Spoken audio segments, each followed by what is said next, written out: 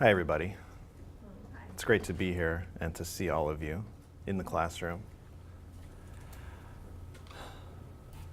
Why don't we maybe collect ourselves a little bit for a sec. I would like to suggest that our research begin like this. So you can keep your eyes open and please do not assume the position, the official meditation posture. Just relax however you want to. And just take some deep breaths in through the nose and out through the mouth.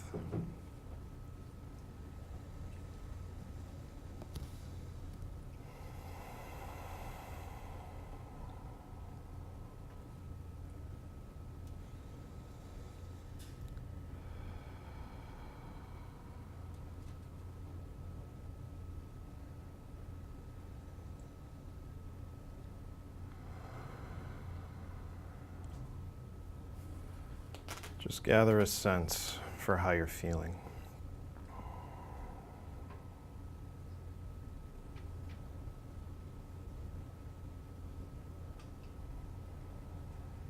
Become aware of the space around you.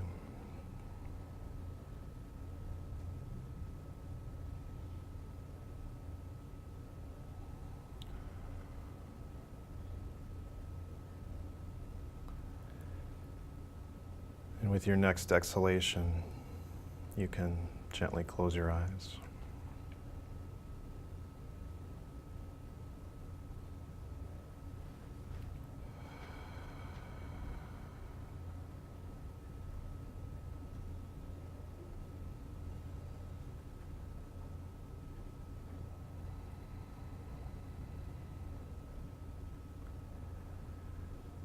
And as you exhale, become aware of the weight of your body.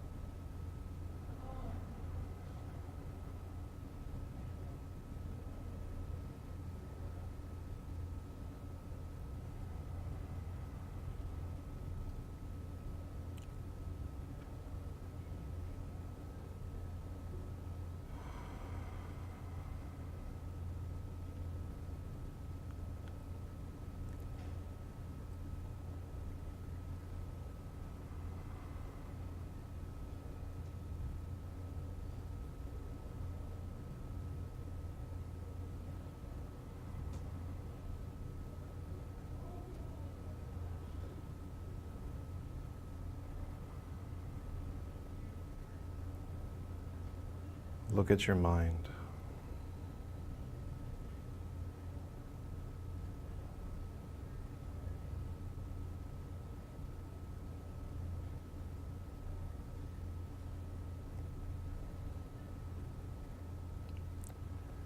And now look at the one who's looking.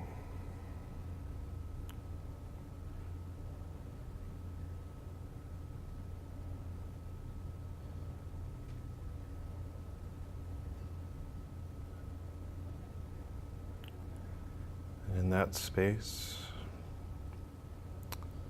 I invite you to open your eyes.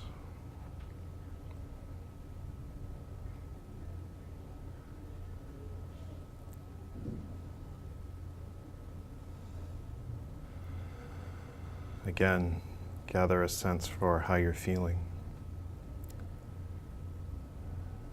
and the space around you.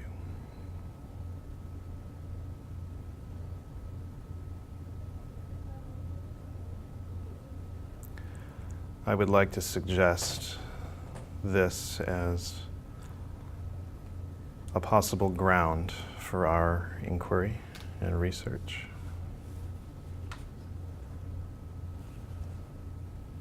I've come here today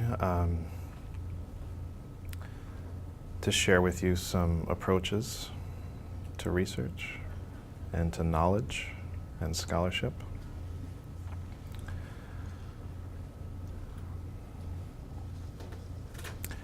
And I think a way of life.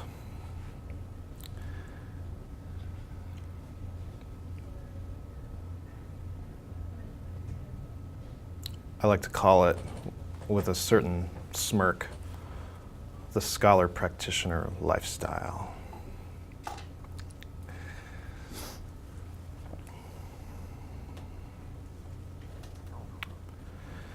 So,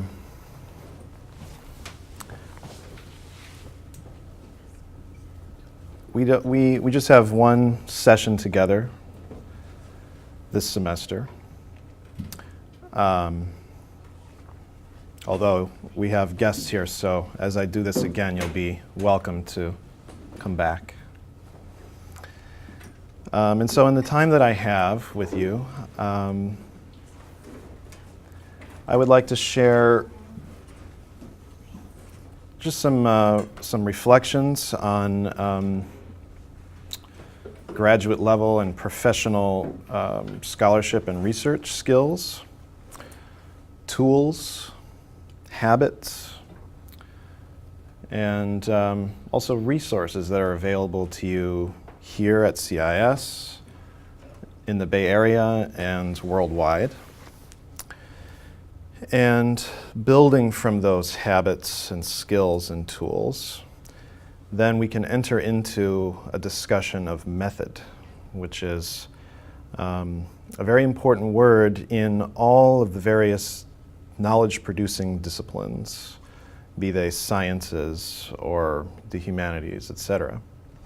And I think method may be relevant to the arts and other creative disciplines, anything that you might practice. And so here I'm going to be focused on scholarly praxis, but who knows, maybe what we discover here will be helpful for your other pursuits. And moving from method, I would like to, at least for the purposes of this conversation, distinguish between method and methodology as what I call the critique of method. That's a slightly idiosyncratic distinction. Generally, method and methodology are loosely synonymous, but here today I'm going to ask you to differentiate them. And by the time we're talking about methodology, hopefully we will be in a zone of rather profound reflection on knowledge and our relationship to all the various fields of knowledge and the connection between knowledge production and truth. So in other words, I hope that we will be doing philosophy today. I'm going to be showing you some nuts and bolts. So it could seem to the uninitiated that this is a kind of generic presentation of library services and stuff like that. But I don't see it that way. We're doing philosophy, and I really care for all of us about the matter for thinking. And so I hope that we can make some greater contact with that today.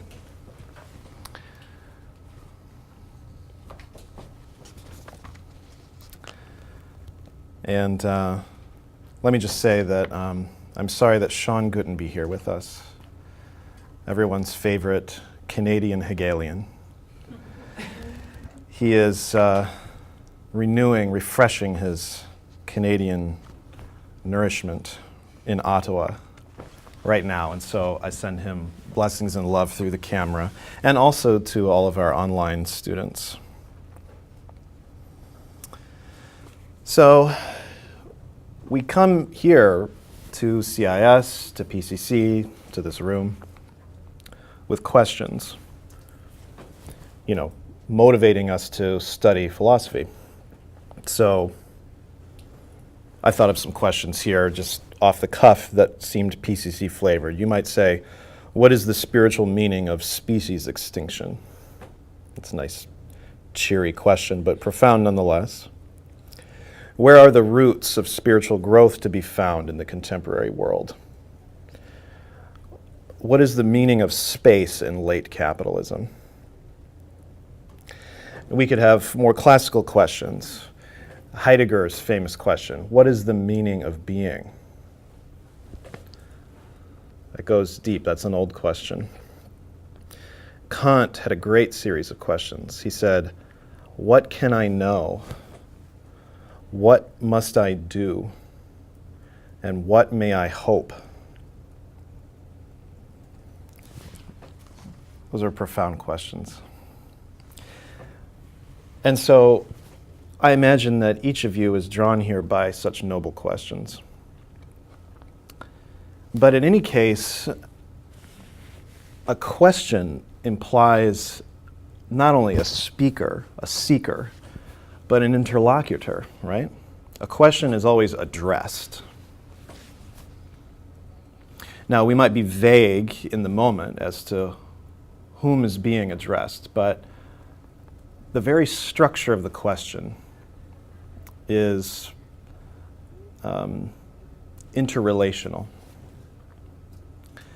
And so, what is our relationship to the interlocutor?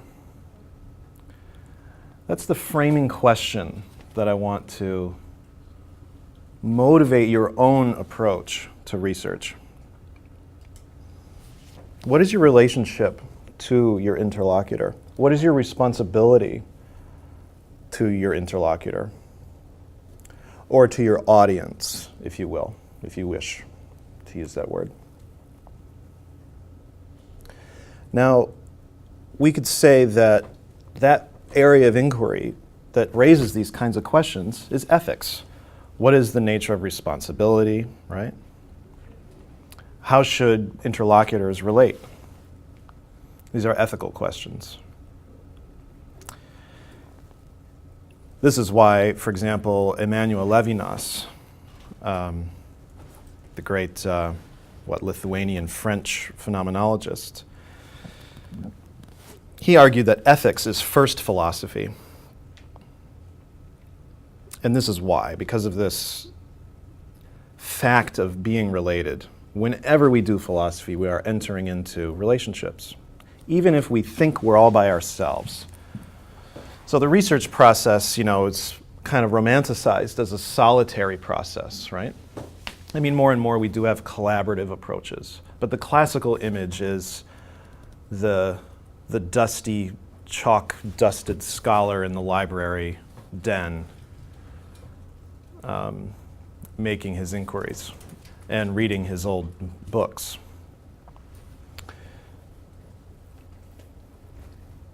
But again, I want to emphasize here that research is always entering into relationships in every case. And so the way that ethics is of foremost significance for any relationship. You know what I'm saying? I don't know what you are. I don't, but I still am responsible to you. I have to get that figured out. And I will probably die without knowing what you are. You see what I mean? So the question of how to be, in some sense, is more profound than asking what is being. This is a wager I'm making here.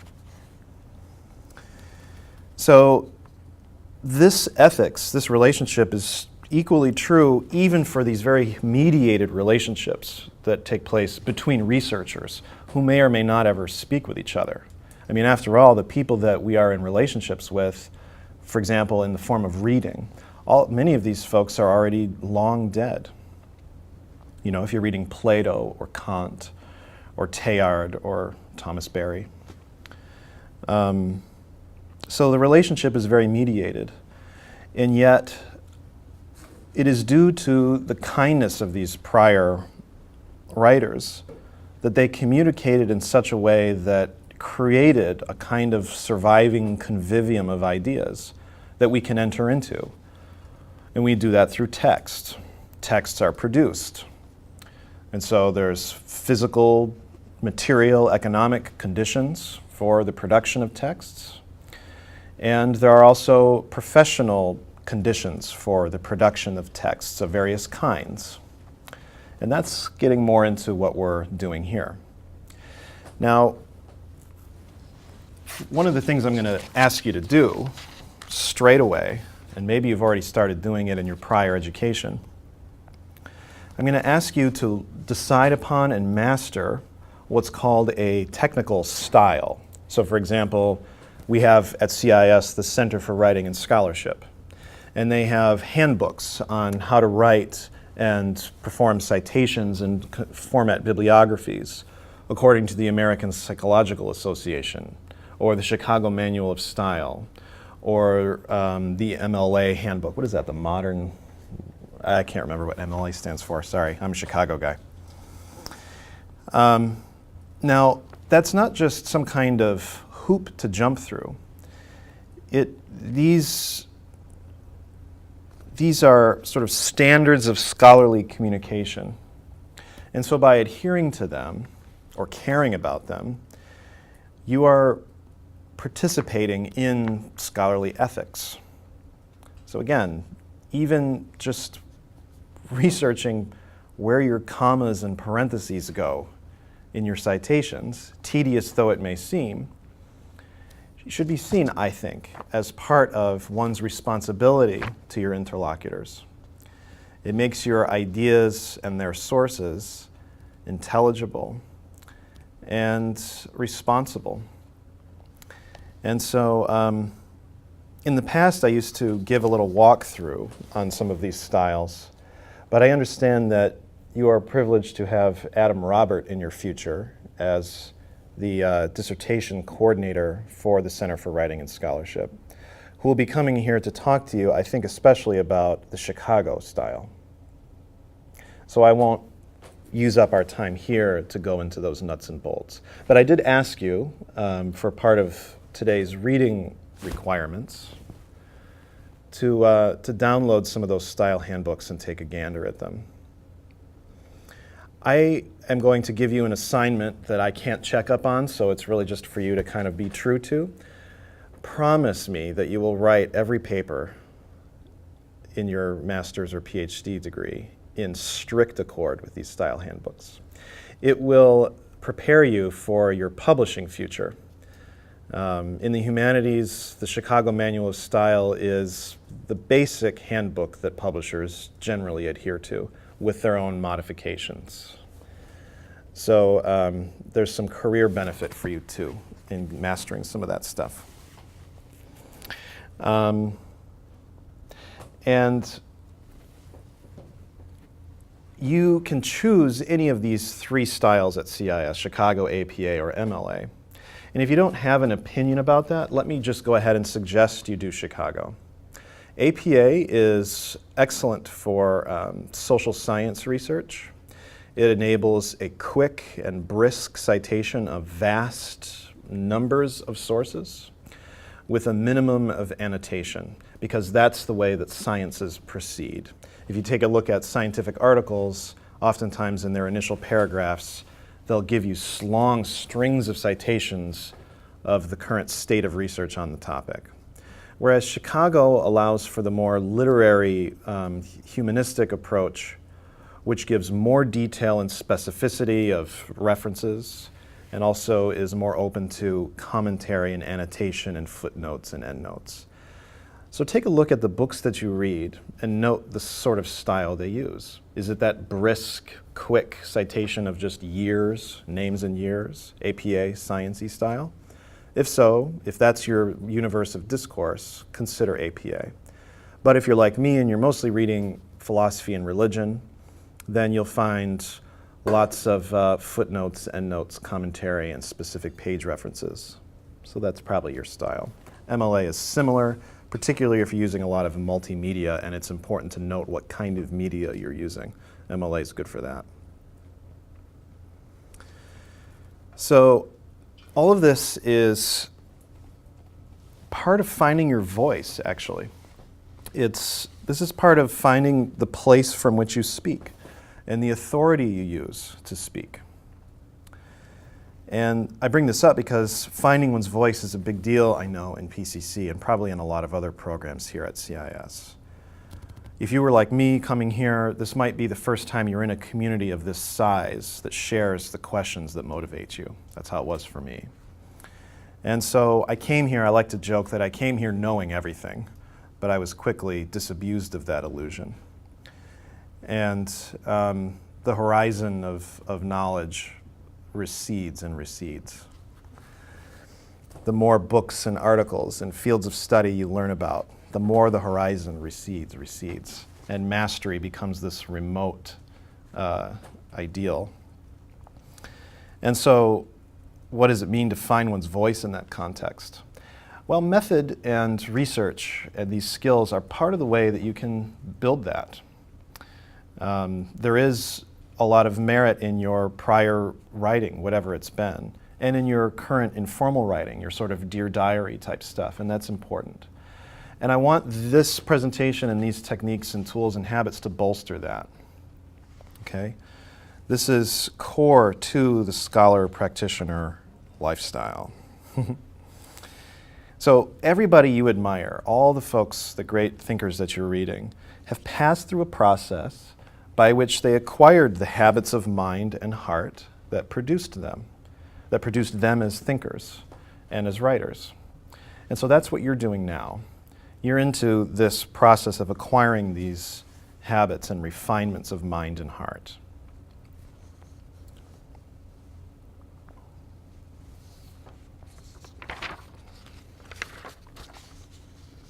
So I'm going to talk a little bit about some scholarly habits. And by the way, if you want to stop me or talk or ask questions, we can do that anytime. I have a certain agenda here, but it depends on you. So if you really want to talk about something else, let me know.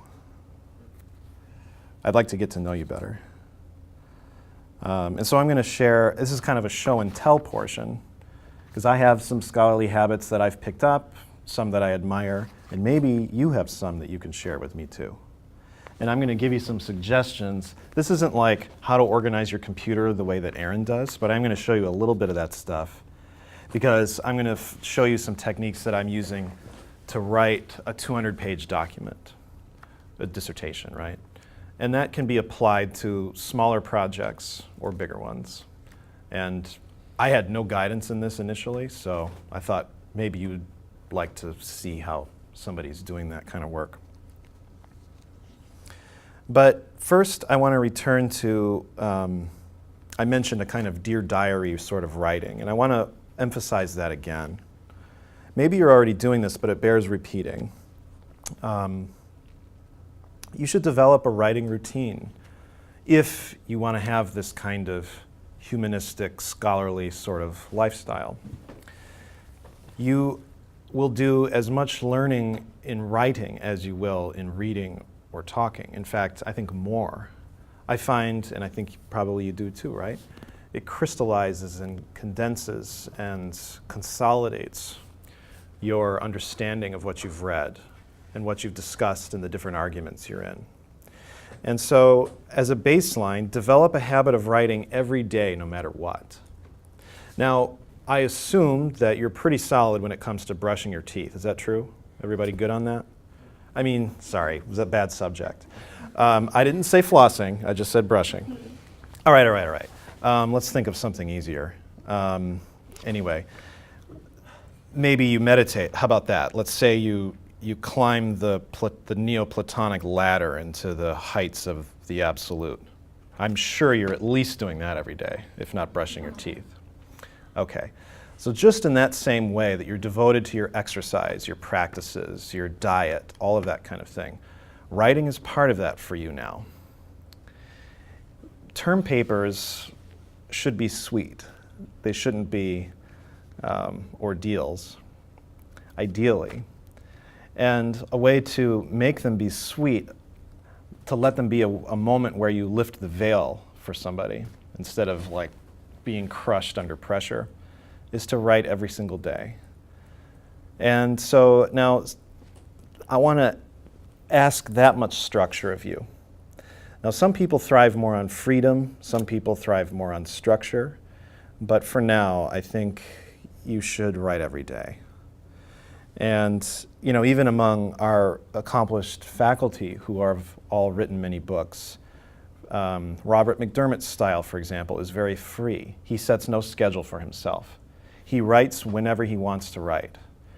and his productivity doesn't suffer thereby. That fits him. Now, I like to have something, or aspire at least, to have something a little more regular, and Brian Swim concurs with that. Brian Swim, the way he put it to me is, I wrote it down, I hope. Yeah, he said, keeping a set schedule respects your unconscious creativity by creating a ritual space. I think that's pretty solid. It's pretty similar to what you might be getting from your martial arts practice or your meditation practice. When you make it at least a little bit ritualized, having a set time, for example, a set place or space, and you can determine what that is. If you want to powder your wig and be in a mahogany, den with leather-bound books, good. That's what Carl Jung did. Or, you could be some hipster in a coffee shop, and whatever it is, that's fine. But find a structure. And there's a book called The Artist's Way, which I don't know, maybe you do. But one thing I do know about it is that it has this free writing thing they call morning pages. And you just write 750 words every day. On the basic template in Microsoft Word, it's almost 3 pages or so. Now, you don't have to do this electronically. I have an office job, so I've become a very prolific typer. So I get frustrated with my pen writing because I get tired. But I'm very fast at typing, so I type. Just do that. I once joined a website called 750words.com, which is cool because it just gives you this blank space to write 750 words, and then it congratulates you when you get to 750. And then, if you do it for days in a row, it gives you these medallion awards, right? You get the flamingo badge, the turkey badge, the penguin badge, the unicorn badge, the spaceship badge.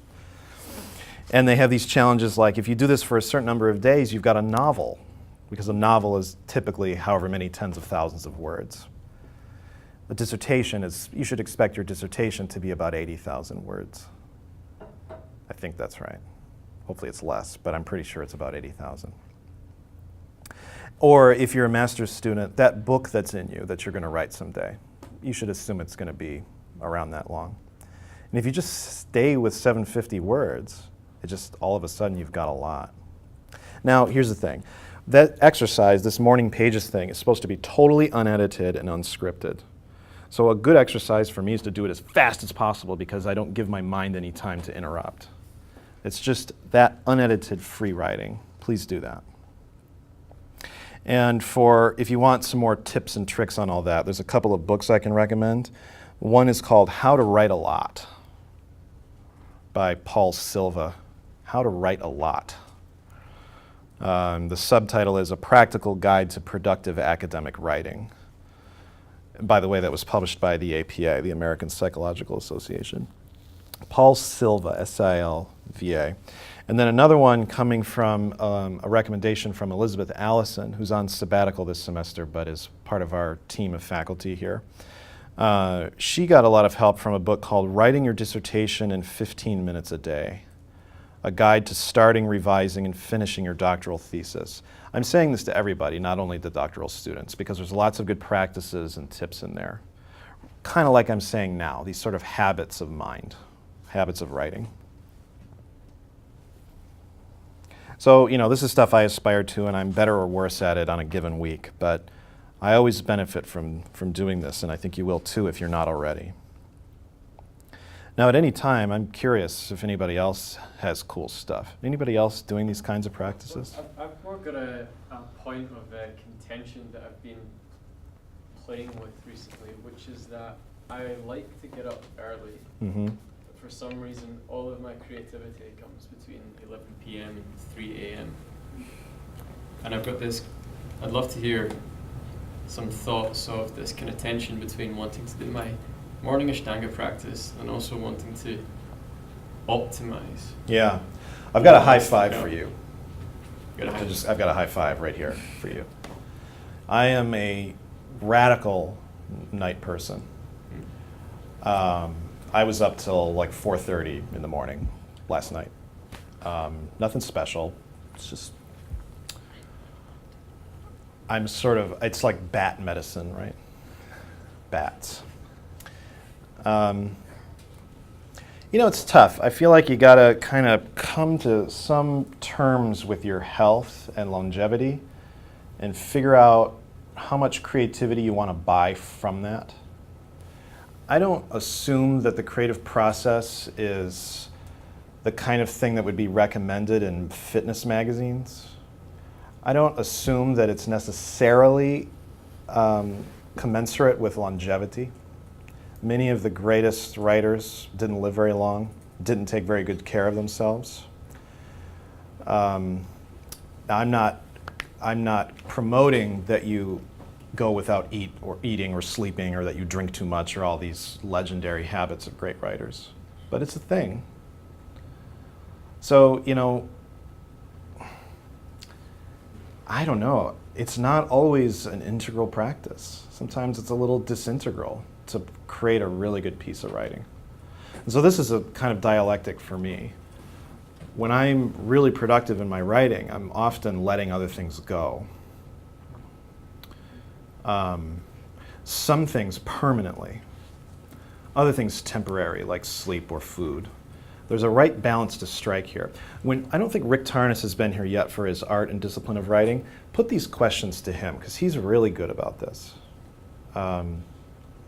He's very realistic about it, and he's a kind of mountaintop lightning bolt inspiration kind of dude, and he knows what it's like, as do I, to forget that you're hungry.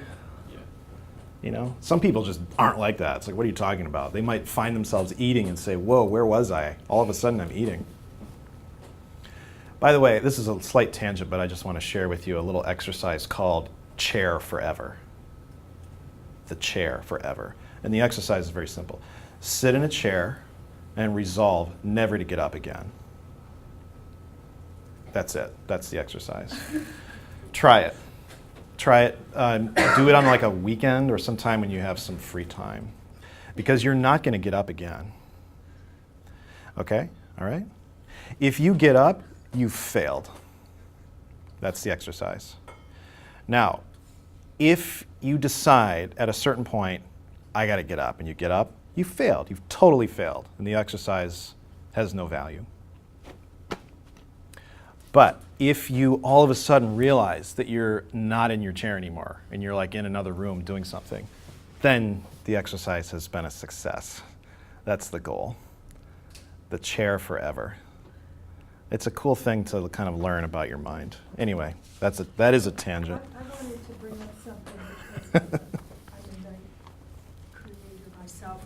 But what I've done over the years is when I get up in the morning, I'll spend 3 or 4 minutes looking briefly at what I did. And then I don't do anything then because I can barely function. But I find during the day I unconsciously sort of masticate the problem. Yeah.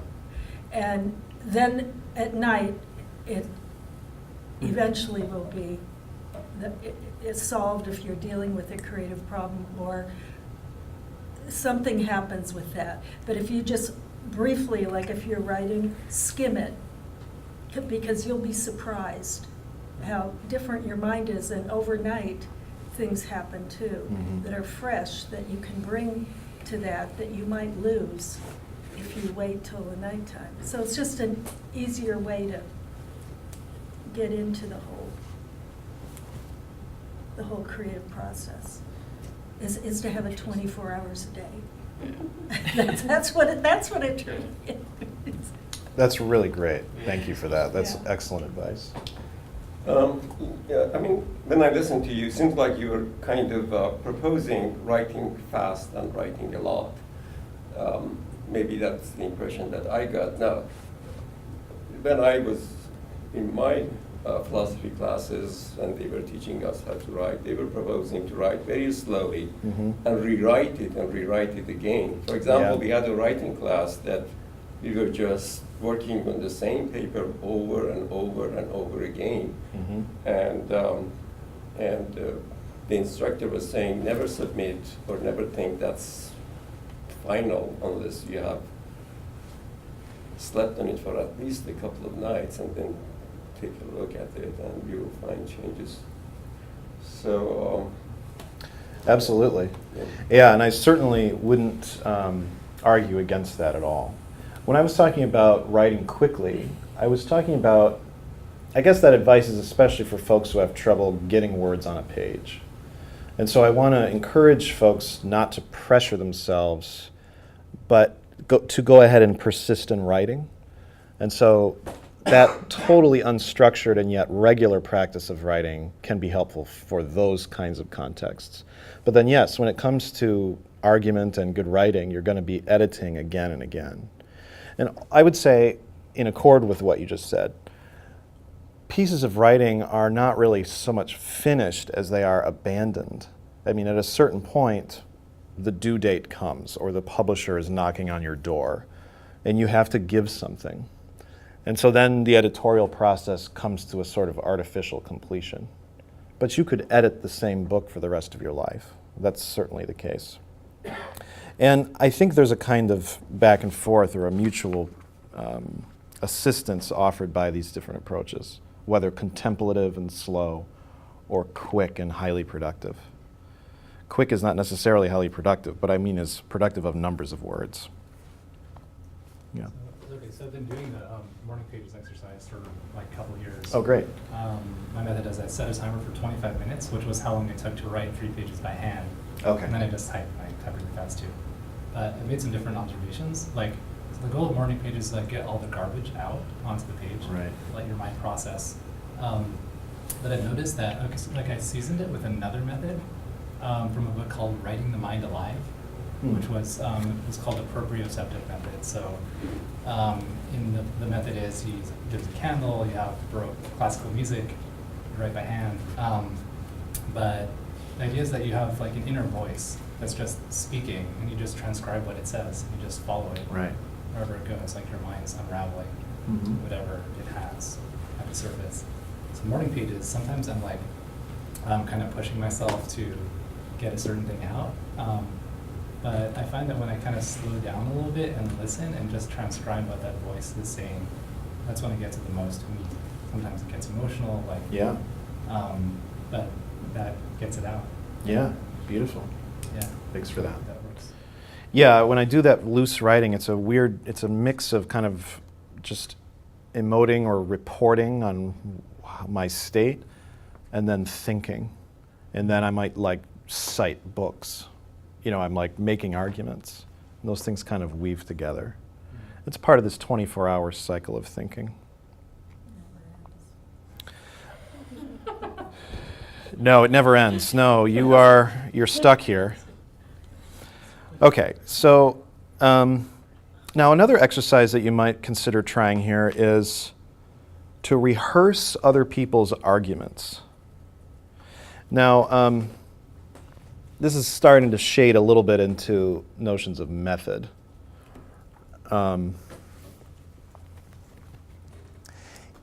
know, in philosophy, if no method is specifically stated, then the kind of ground method of philosophy is logic, right?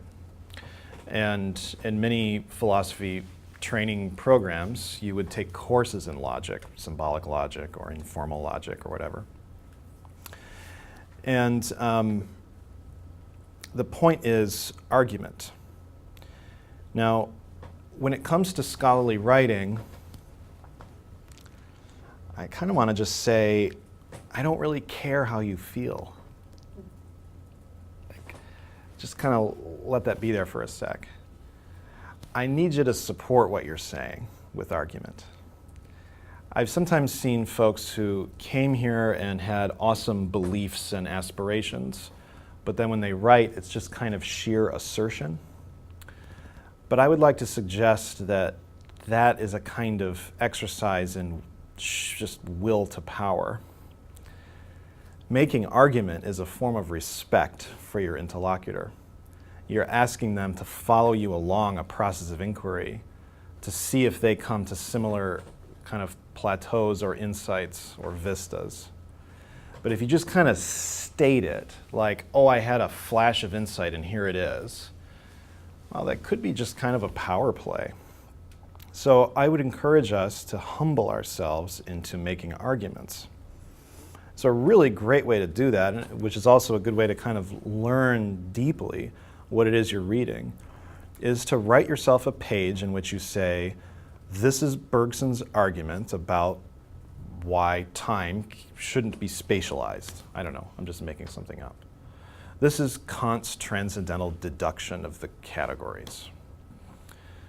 Whatever it is, this is Thomas Berry's argument about how the American university system needs to be reformed. You've got what it is that you really want to master. Well, write that out. Take a few pages to do that. Rehearse arguments of other people, especially the ones that really inspire you. And that'll help you to understand them better, to remember them, to teach them better, all of that. So this is pretty simple, but just don't forget to do this. In your own writing, strive to lay out your basic premises and then show how your conclusions follow from them. Now, for some of you, this is old hat, but it needs to be said, I find, for beginning writers. Now, that said, another piece of advice coming from a philosopher at Cambridge is when you're making your thesis statement, whether it's orally in a conference presentation or if you're writing a journal article or something, feel totally free to just make your thesis statement. Feel empowered to just totally own it. Just feel that you are fully entitled to the thesis. So in that moment, just be totally, let it feel arrogant even. Like, just say, this is what's really going on. And that will kind of hook people. And you are making yourself open to criticism, but then after that, you're going to take folks through the argument back to your thesis. And that's a good way to kind of to do two things. One, as beginners, I'm kind of speaking autobiographically here, but it's pretty intimidating to go to professional conferences when you're new to the game and to try to think of trying to say something to a group of people who've got hundreds of years combined experience is pretty scary. And so it's good practice to just assume that you are fully entitled to your thesis and state it directly with power, then back it up. So that was the first point I wanted to make. And I don't remember my second one, but that's okay.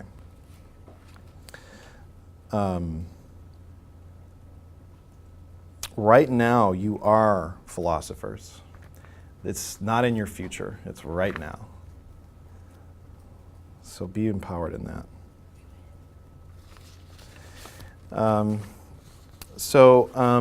Another habit that I want to impress on you is to develop a passion for bibliography.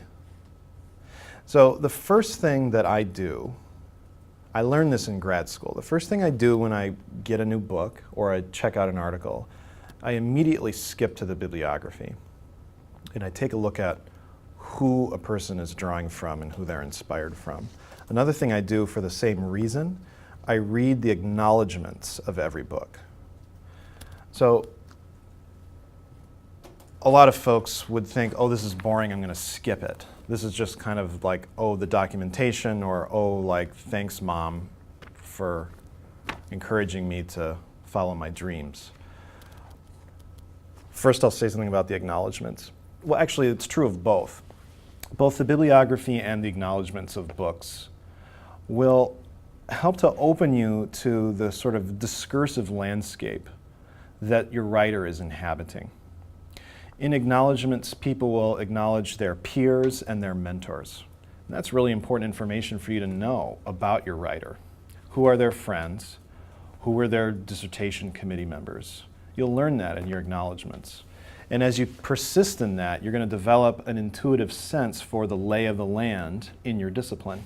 We have a pretty cool psychedelic thing going on back there. Is it distracting? If so, I can do something else with it. And so now to the bibliography. You can get a really quick measure of a work's quality through its bibliography. It's easy to come up with nice, attractive titles, but you don't really know if a work is worth your time until you can see if it is responsible to its discourse.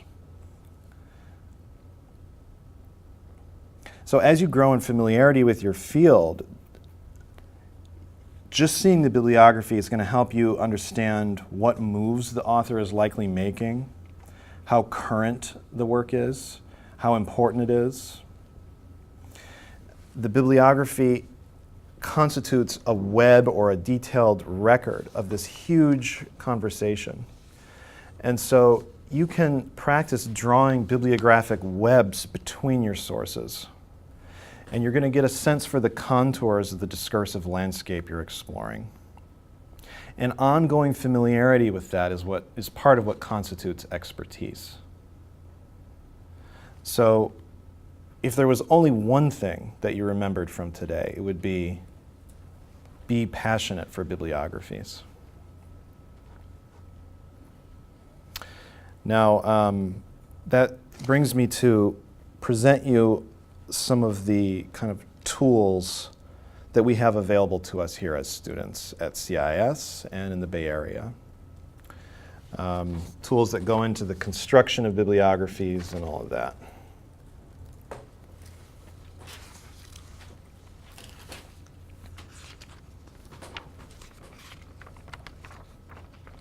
So what we're doing here with this phase is we're identifying the matter for thinking, right? Now you might have a subject. I think today I'm going to go with a kind of generic PCC subject of archetypes. We're going to do some searches on that. And it will yield very different kinds of results.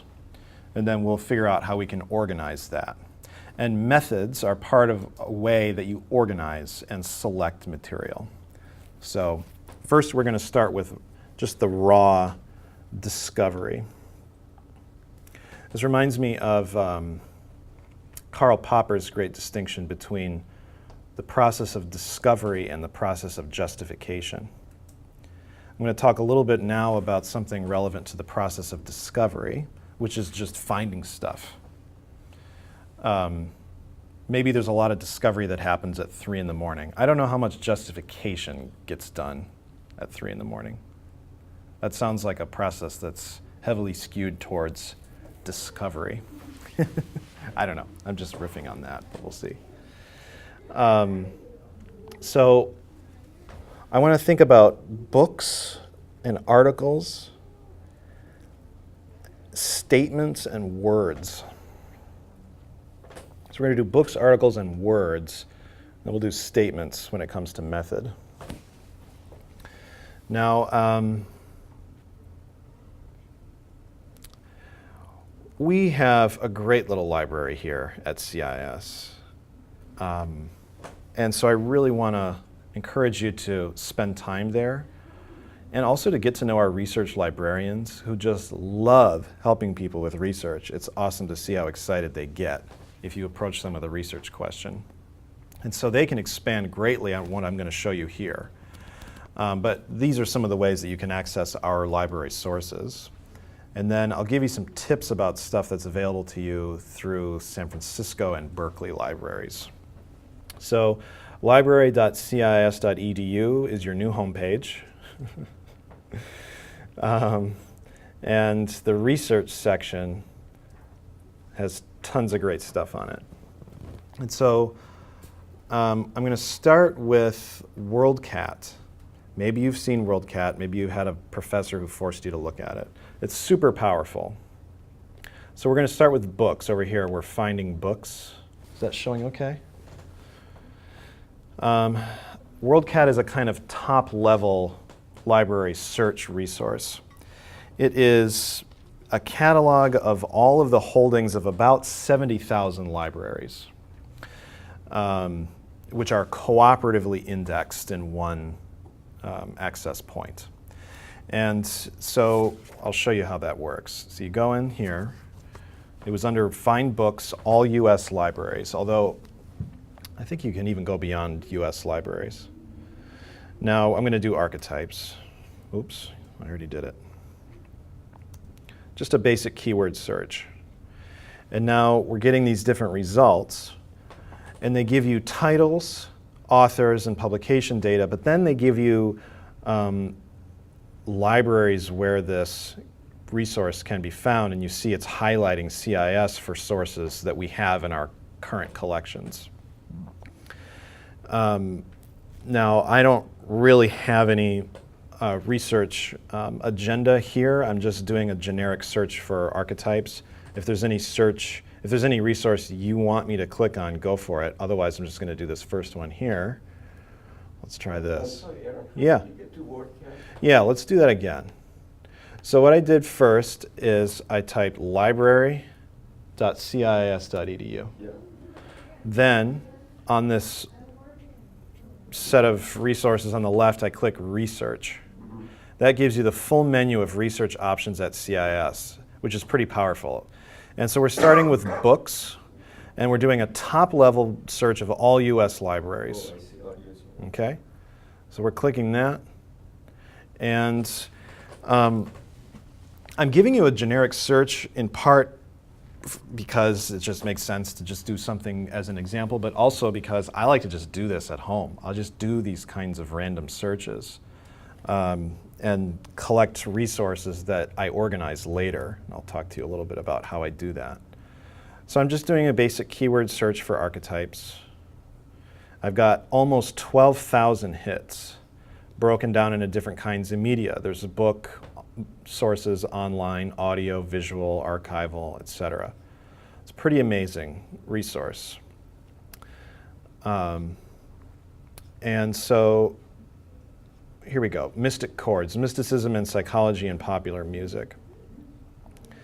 So I go into the resource, and then it shows me where I can find it, including here. So I've got a big clue here. It's at my library. But overall, there are 1,699 libraries in the system that have the item. So if I click on that, I get a huge list of resources. And so, you know, let's say you live in Berkeley, right next to the Berkeley Public Library. Well, that could be on this list. You go there and find it.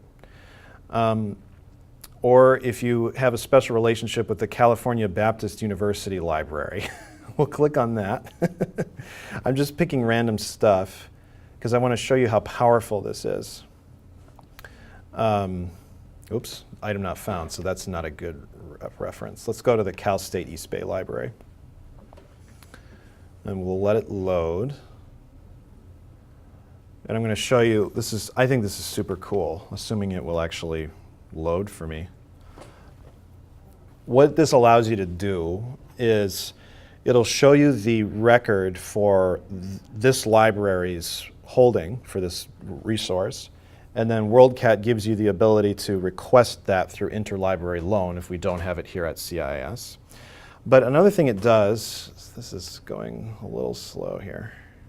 I'm just choosing random libraries to try to find one that's going to cooperate with me. What you can do is it'll show you the call number, and you click on the call number, and then you can browse the shelves of that library. And that's so cool. Have you ever done that before? That's pretty cool. So how long does it take to the intercompany loan? It depends on how far away the other library Let's say is. it's Berkeley. Oh, then just days. I mean, it's pretty quick. And then we can pick up. And then you if pick it's it a up here. physical book, Yep. What about if it is an article? Then the way that interlibrary loan works with articles, and I think maybe even book chapters, is a staff person at the source library will photocopy it for you and send you a hard copy, and then it's yours to keep. In the interlibrary loan sort of order form, you might see a question that says, are you willing to pay for this item? If so, how much? And that can be relevant for those kinds of projects, because some libraries will want to charge you a fee for photocopying things. Okay, so if I'm looking for an article that you don't have the database, Yeah. let's say for us, okay, but somebody else has it, let's Yeah. say Berkeley has Yeah. it. Okay, so I request it, they're going to copy it and Mhm. send it? That's right. Yeah. Free? Either free or for a small fee. Directly to me, not to the library. I don't know. I think it would come here. It comes to the library. I believe think it will comes to come the here. library, Yeah. Okay, And so then I- that's pretty amazing. I'm also going to show you some pretty Yeah, I did powerful that before journal in my search. previous school, but so I think it works exactly the same way. Yeah. Yeah. Yeah, so CIS Library seems small, but it's linked to all these sources all over the Bay Area, which are not small. And so that plus our research staff here makes our library actually pretty powerful. And our holdings here in terms of books are naturally quite attuned to our typical research subjects here at the Institute. And they continue to improve. So for example, over the years I've found that our Buddhist holdings have become really impressive. But anyway, I'm going to start with books just real quickly, but we're going to talk about articles next, and I'll show you some really great resources that are available to you. Actually, we can go ahead and do that now. I mean, I just wanted you to know about WorldCat as this huge top-level resource. And so that gives you access to every library in the country. Now, let's say you want to look at journals, and we do. You can do that through the online holdings here at CIS or the physical holdings in the library. I'll show you the online ones for now. So let me, again, what I just did, I'm back to library.cis.edu. I clicked on resources. Now I'm in the journals section. And I'm looking at CIS holdings online and in print. When you click on that, it comes to an alphabetical listing of titles of journals. And so this would be a way for you to go in and sort of find specific resources. So I don't find this as, I don't know, I mean, you could use this as a browsing tool, but this seems more like a focused search resource, which could be relevant if you find an article is referenced in something you're reading and you say, oh, I want to track that down. And you know the name of the journal, et cetera.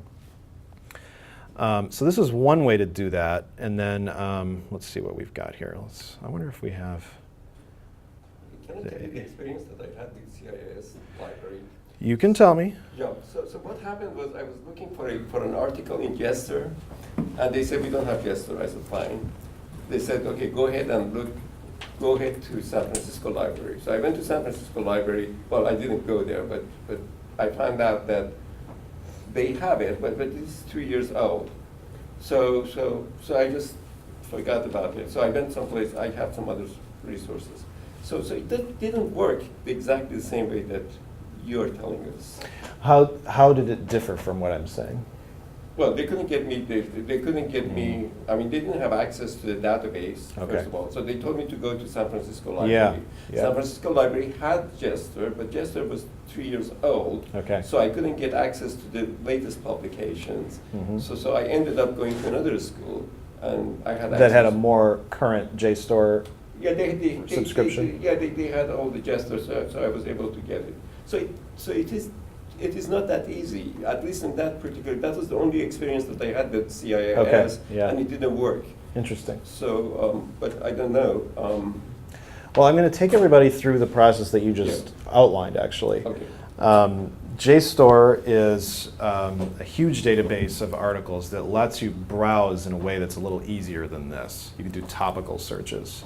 So we're going to do that.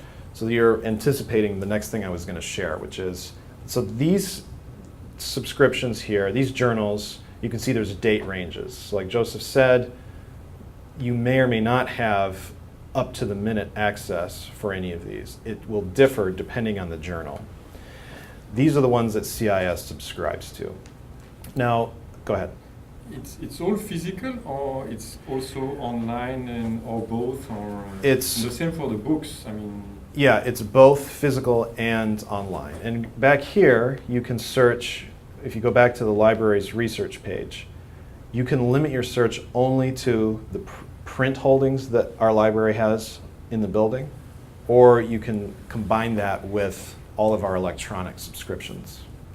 Now, there's a system called JSTOR, JSTOR, that is very powerful. It has many journals going back to the 19th century up to now. And they offer institutional subscriptions, which can be very expensive. And so for JSTOR access, the CIS library recommends that you get it through the San Francisco Public Library, which is free. So if you are a California resident, and I'm sure there are any major public library for those watching from home who are not California residents, I'm talking about a public library at a city, so hopefully you have the equivalent somewhere nearby. You go to San Francisco Public Library and they will issue you a card and borrowing privileges for free, and then that gives you access to their electronic holdings, which you get to by going sfpl.org. Okay, here's their homepage. And then under e-library, they have a selection of articles and databases, and that's where we're going now. So similar to CIS, they have it listed as an A to Z catalog of resources. And this is huge. It's pretty cool to just see all the amazing stuff they've got, okay? Biographical information guide. I mean, there's so many wormholes that you could follow here. But I'm going to go to the letter J and scroll down to JSTOR. Now, I bookmarked this page for myself. I don't think this took us to a login page, and it might be because it's remembering my prior session. But if you just go straight to the JSTOR page through SFPL, it'll probably ask you for login credentials, which you get when you get your library card there. It is. Yeah. So I'm going to do a search for archetypes. Already it's showing us almost 27,000 resources. So now, as Joseph just said, this may not be completely up to the minute. And so that is an issue, depending on certain subjects. I think they have disconnected whatever it was. They don't have it after the last 3 years. They don't have it. Okay, so up That's a to big problem. 2014, yeah. Yeah, I think it's 2014 or whatever. So I just gave up on it. So Okay. I just went through a different source. Okay, so I would say depending on your subject area, that's more or less problematic. Obviously, it's nice to be up to date on stuff, but there's a lot of worthwhile things that have been published in the last 120 years that you can access Yeah. here, Undoubtedly, yeah. right? Yeah, so let's take a look at archetypes here. And it's given me a set of sources now from its entire holdings, or at least the holdings accessible by the San Francisco Public Library's JSTOR subscription. And so we can just take a look at all this. I mean, you see how there's some Jungian materials here. One of the reasons I like this search is because it shows all the different senses that people use for archetypes. Did you know that archetypes is a term that's used in administrative science? Probably not.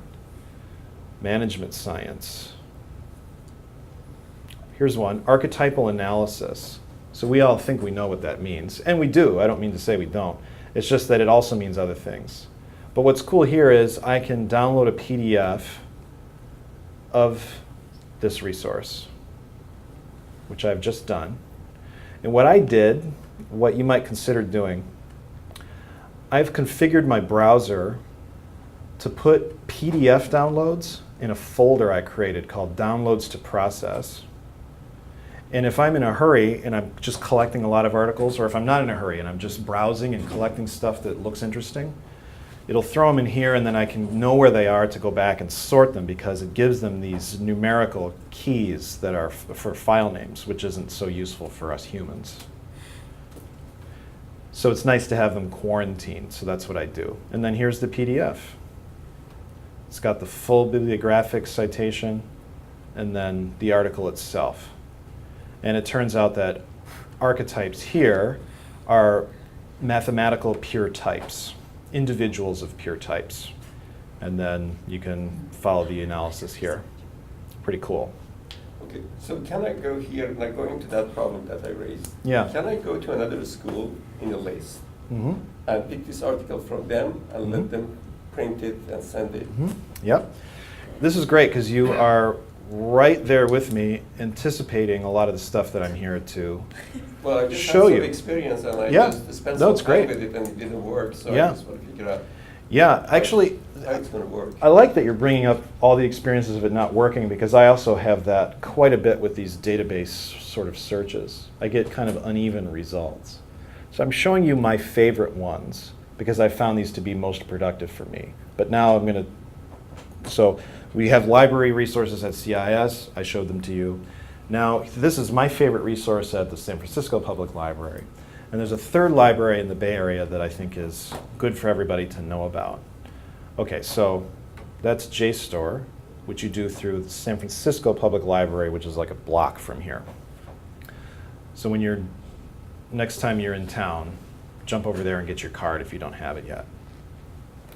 Now, across the bay from us at UC Berkeley, that university has one of the top 3 libraries in the English-speaking world.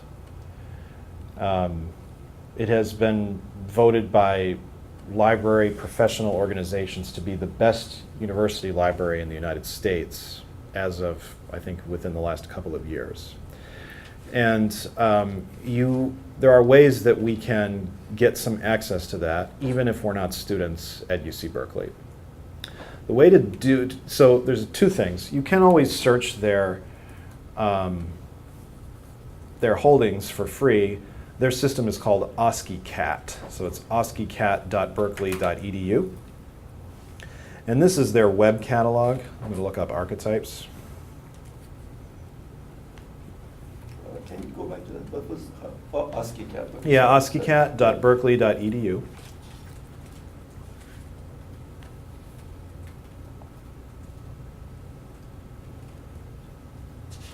Okay, I did a search for archetypes, and now I'm seeing their various resources, which are, I don't think, limited to print. They have, they'll give you other types of results here. And here's an example of that cool call number feature.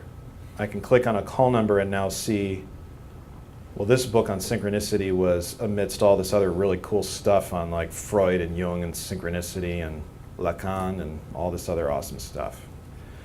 So this is a way to just kind of walk through their holdings. Whoops. Now, to get privileges there, you can either be a student, which you're probably not, or you can join their alumni association. And you don't have to have ever been a student at Berkeley.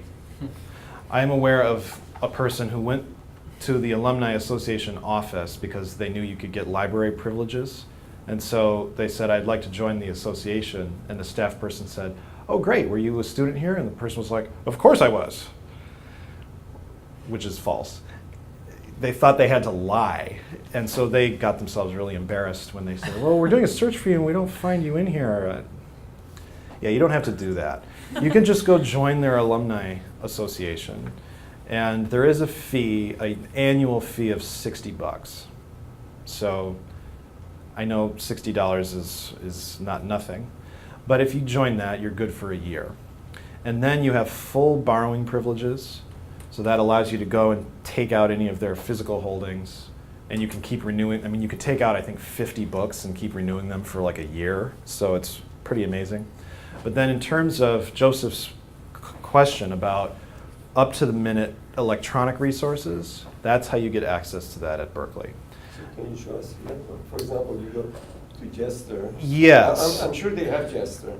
They have JSTOR. Now, to get access to their electronic resources, you have to be on campus. Oh, so you can't do it outside. So you have to get into the library, which you get through your library card, Right. and you get library privileges by joining the Alumni Association. Then when you're on campus, you have full access to their electronic holdings. Otherwise, you would have to be on a Berkeley student VPN account, which you can't get at being an alum. Okay? So that's how you access UC Berkeley's system. They also have research librarians that like to help folks. That's rather strange because I get access to San Francisco State, to all the state libraries and also Golden Gate University.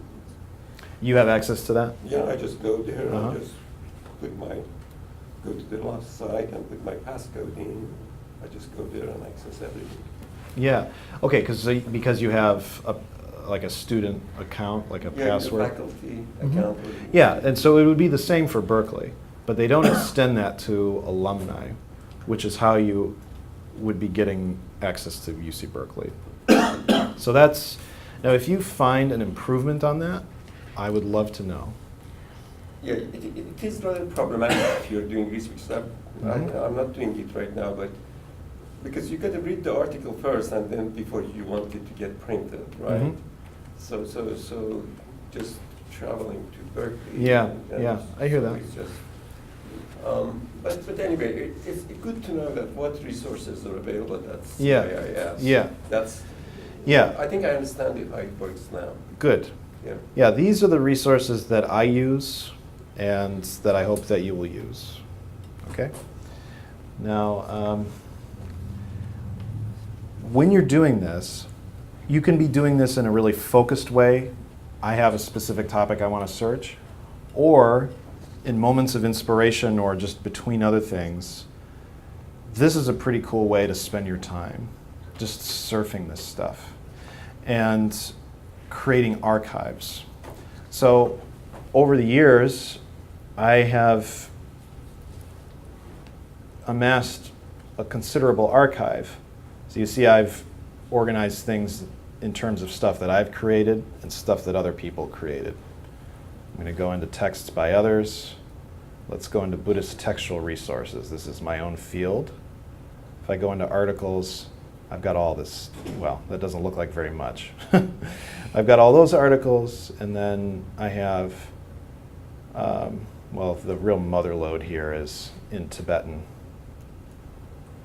You can see I have considerable archives of stuff that's relevant for my own research.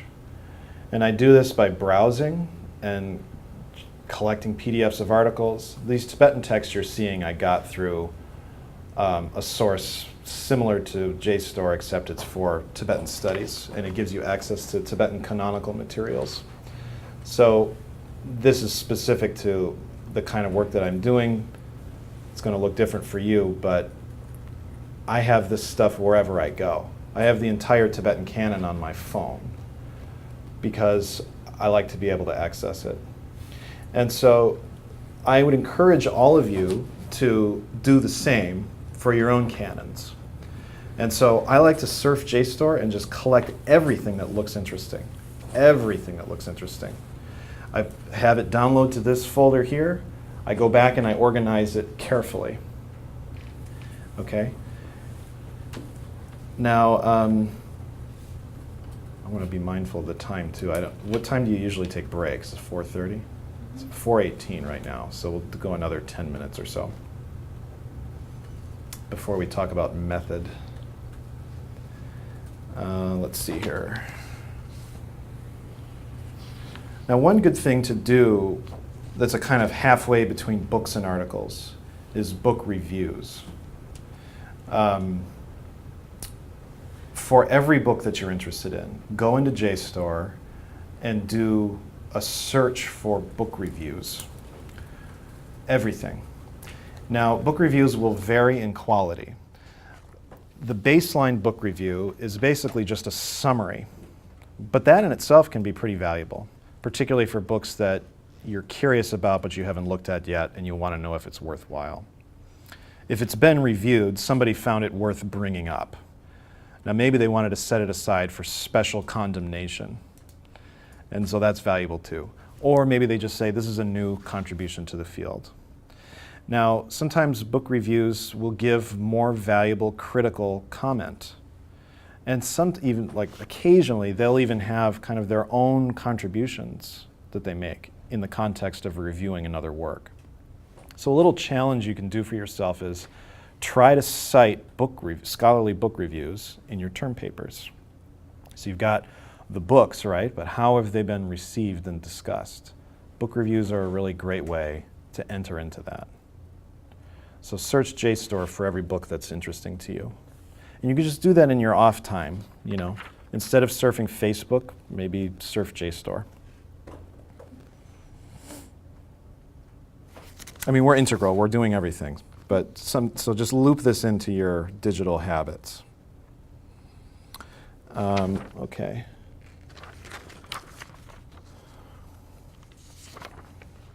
So we've had books and articles. I'll mention briefly, let's go back to CIS resources. Another powerful tool is ProQuest, which you can use to search dissertations. So this is good, particularly for students in doctoral programs, but also if any of you as master's students are thinking that you might want to write a thesis. So let's see here. Let's find Elizabeth Allison's dissertation.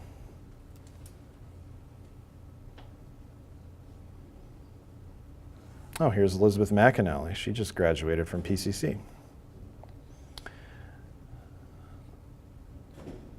I'm doing an author search, but maybe I should be doing a keyword search. Well, okay. Here we go. So this is Elizabeth Allison's dissertation that she wrote at UC Berkeley. In Spirited Places, Material Traces, the Sanctified and the Sacrificed in Modernizing Bhutan. I can get the whole thing in PDF through ProQuest. That's pretty powerful. There is a huge amount of resource through dissertations. What I recommend that you do for your subjects that you want to be kind of caught up on pretty well is see what dissertations have been written about them. And you know the first thing you're going to look at, right? The bibliography. Dissertations curate bibliographies for you in ways that are super powerful. So make a habit of doing that too. So these are our PhD thesis, or every thesis that's written on? ProQuest should give you a comprehensive search for American and Canadian dissertations.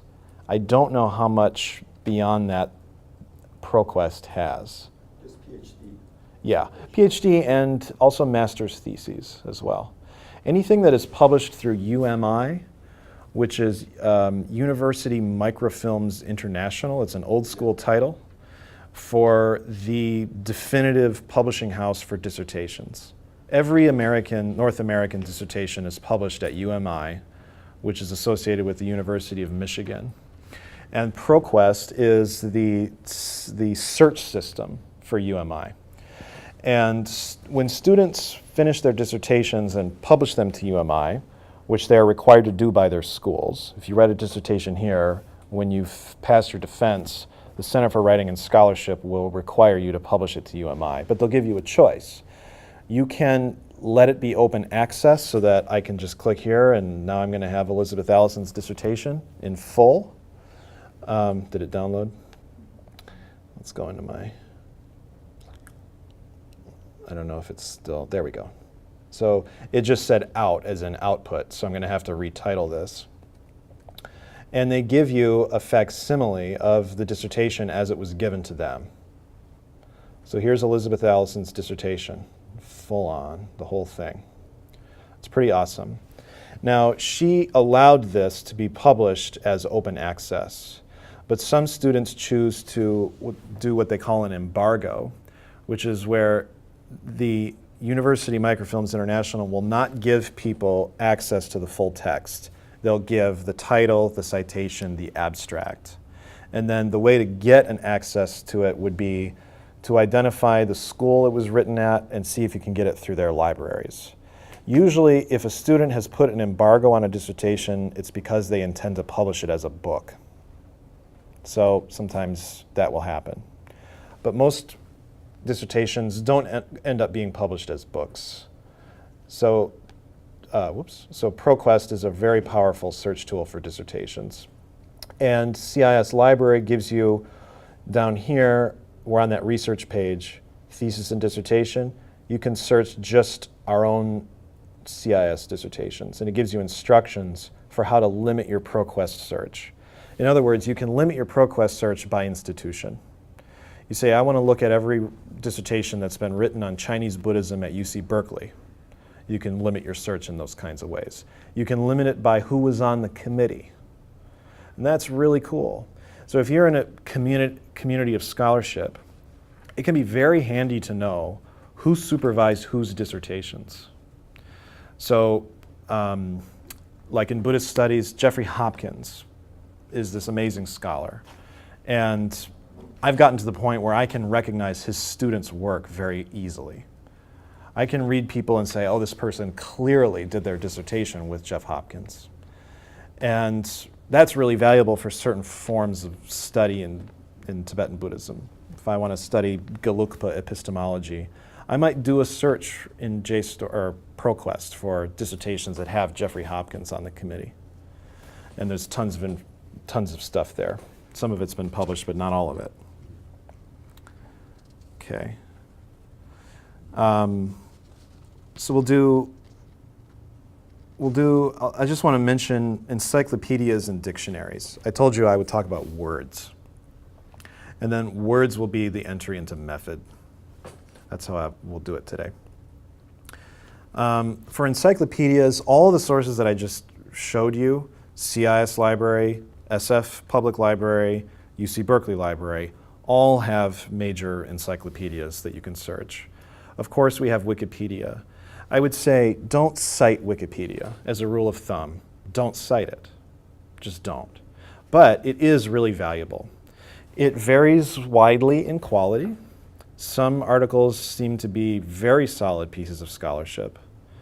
And some are kind of contested ground. So for example, who's the guy? Rupert Sheldrake is a kind of battle line on Wikipedia. There are militant positivists who are trying to scrub his work from Wikipedia. But he, in response, is being very feisty and vocal about this effort at intellectual censorship. So Wikipedia is not necessarily a neutral place. But I bring it up because it's a really good place to start. What do? Immediately go down to the sources, to the bibliography. That's where you're going to find the stuff that you might eventually cite. I think you should only cite Wikipedia if you want to say, look what it says on Wikipedia. In other words, here's this, you know what I mean? If you have a point to make about the way that this information is being portrayed on the internet, then you say, here's what it looks like on Wikipedia. But you wouldn't cite Wikipedia as your authority, right? Instead, go to your articles and find their authorities. Follow the rabbit hole. Climb the, invoke your spider medicine and climb the discursive web through bibliography. I use the Stanford encyclopedia. Yeah, for philosophy, it's good. It's completely free. Yeah. It is very reliable. Yeah. And the only thing is, if you want to get PDF, you probably need to pay $5 a year. Which is Yeah. So for philosophy, there's the Stanford Encyclopedia of Philosophy, which is really solid, written by professionals. Those are all the scholars. Those are all fully scholarly, and they have excellent and up-to-date bibliographies. Yeah. So that one's really, really good. The And Stanford it gets updated every Encyclopedia. year. Yeah, the Stanford Encyclopedia of Philosophy. And then there's another one that is also pretty wide-ranging called the Internet Encyclopedia of That's Philosophy. pretty good. But Those it's are not free as resources. user-friendly as the Stanford. As Stanford. You can PDF it. Yeah. versus- Yeah, that's right. So just wanted to say that about encyclopedias. And for religion, check out Mircea Eliade's Encyclopedia of Religion. Have you all heard of Mircea Eliade? I've never heard his name pronounced, but Okay. I think I know who you're talking about. Yeah, you totally know. I'm going to type it out for you. A nice big font. Yeah. Mircea Eliade is a Romanian scholar who is one of the founders of the field that is called, sometimes it's called history of religions, sometimes it's called comparative religion. And he was the first chair in history of religions at the University of Chicago. And actually, the succession of people who served as chairs of history of religion at Chicago is a real who's who of the field. And they are a kind of lineage of Eliada's students. So I asked you to read Wendy Doniger from her book, Women, Androgynes, and Other Mythical Beasts. She was a student of Eliada. She did her dissertation with him.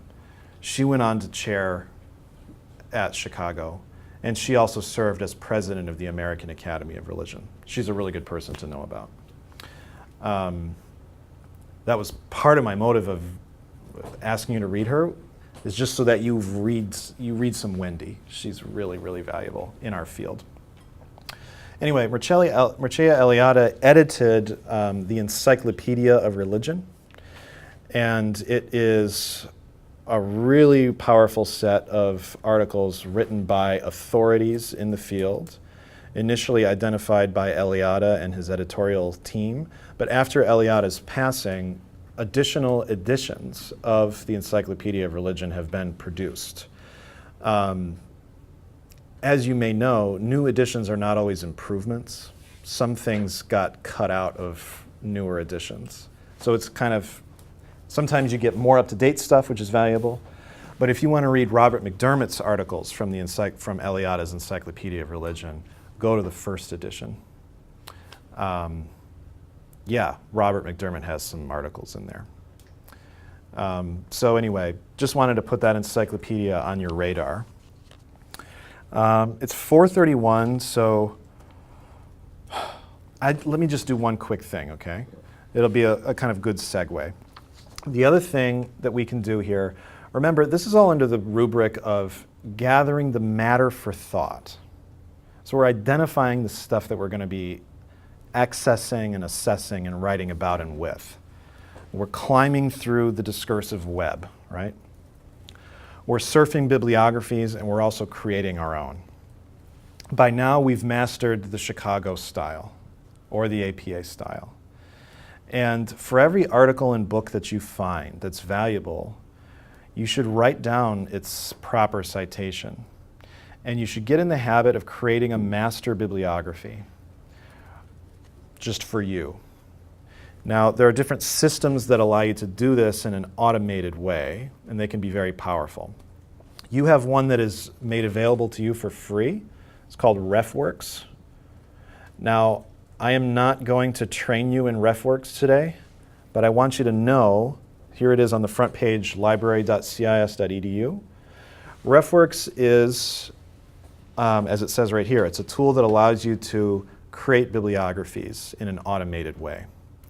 One of the cool things about RefWorks is that it can be installed as a browser plugin, so that when you're browsing and it detects a citation, it can ask you if you want to grab that citation, and then it'll throw it into your master bibliography.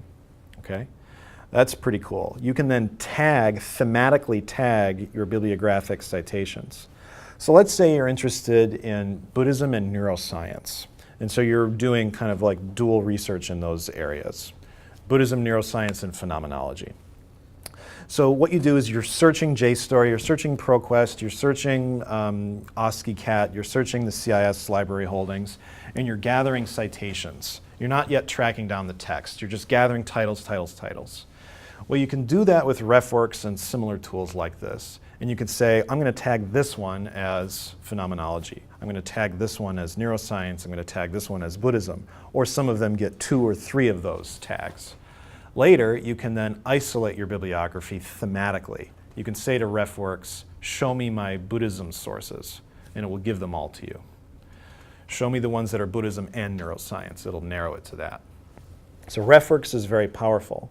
It's not the only tool, but this one's free to you, and so go ahead and check it out. You can also use, there's a program that Elizabeth Allison and Jacob Sherman both use. It's called EndNote, which is a piece of software that you can purchase. I think it might be a little pricey, but look for student discounts. If you want some help with that, let me know and I'll see what I can find out. But it's a very powerful bibliographic engine that works in a similar way to RefWorks, and I'm told is very elegant and nice to use. I haven't personally used it, but it's out there. And it does the same kind of thing. So if any of you, for example, are in courses with Jake like if you're in his Christianity and ecology course, you'll notice that every week he gives out these nice handouts that have a nice little set of quotes and a little preamble and then a bibliography. He's able to just create those like this because he's really disciplined about using EndNote. And so if he wants to do a Bergson lecture on matter and memory, he just searches for those themes and then generates those sheets, which are so powerful as learning tools. And I don't know, I think it's just a great teaching tool too. So try to do that. Do we put this in our computer, then is it downloaded? RefWorks, as a standalone thing, is a web-based service that you log into through your web browser. And you can use it to export bibliographies in Word or other formats. Right. And then, like I said, I mean, it looks like they have a new version of ProQuest, or of RefWorks. See, RefWorks is owned by ProQuest. There's a connection there. You can also install it, as I said, as a browser plugin. And that's pretty cool, because then you can just catch, let's say you're surfing JSTOR, you can just grab all those citations very quickly. And then also for these citation softwares, they use certain kinds of software protocol that you see as So when file you choose types. those citations, where do they go? Yeah, so that's what I'm about to say. There's bibliographic software that uses file types of a specific sort that have specific file type extensions. And those are bibliographic file types. And so they have an inner structure that separates out last name, first name, year, publication, place, all that good stuff. And then that's as raw data, and that can be exported according to whatever style you're using, APA, MLA, Chicago. All of these bibliographic softwares allow you to do that. So if you want to be nimble and switch between Chicago and APA, you don't have to worry about that. These things can export in any format, which is really valuable. So if you had EndNote, it would be installed locally. Now they may have web-based resources too. RefWorks is totally web-based. Okay? So So I will have the file that's sitting on the cloud someplace. that's right. That's right. That's how RefWorks is. And I don't pay for it. No. Or another way to think of it is that you are already paying for it. It's one of the. Oh, it's through the it's through CIS. CIS, and Oh, so okay. as a student you have. So I can RefWorks. just create this Yeah. file and this file sitting in the cloud. That's and- right. Okay, that's neat. That's right. That's So all of you right now can go online and create RefWorks accounts and get started making your bibliography, and I really hope you will. I didn't get wise to this kind of stuff until I was many years in. And so I've had to kind of reverse engineer all this stuff. And my system is pretty old school. I'll show that to you later. I know everybody wants to go take a quick break. I just wanted to show you the Oxford English Dictionary. If you're on campus, you can just do oed.com. But I'll assume you're at home too. So we'll go through the CIS library. The OED is, as they call it, it's the definitive record of the English language. So you go the research page, CIS library. Under academic tools, you can get here to RefWorks. But then I'm going down to dictionaries, and there's a bunch to choose from. But I'm doing the OED, and I'll show you why this is relevant, and why it's part of my own habits of mind.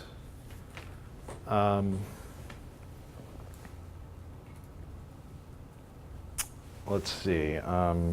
Trying to think of a cool word. Anybody have a cool word? I wanted to know the definition of interlocutor. Okay, Exactly. let's look that up. I'll pay you later.